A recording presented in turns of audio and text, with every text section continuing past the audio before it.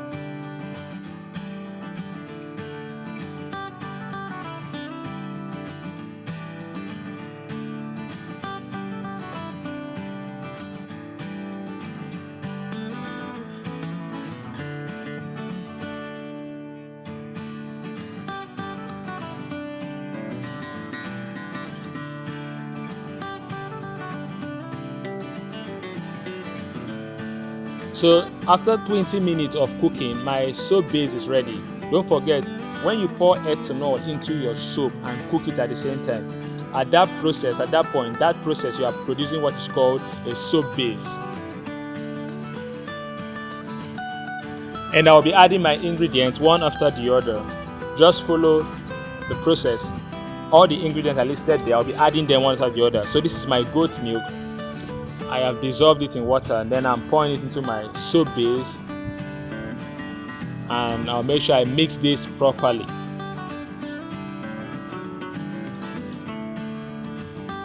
So the next thing I'll be adding is my almond oil. It's very good for the skin also. So I will not add too much because too much oil inside the soap base will not allow the soap base to dry faster. So you add little of your essential oils so that it will not affect the drying process of your soap. And this is my tea tree oil. So I'll be adding this ingredient one after the other.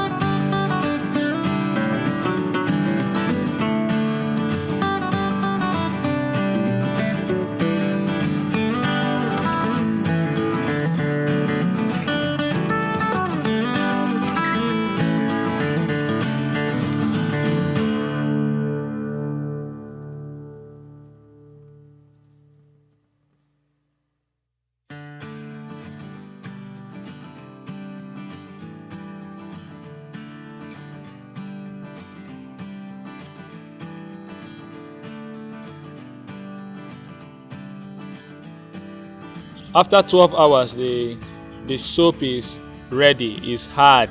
So we'll start preparing to take them off the soap mold.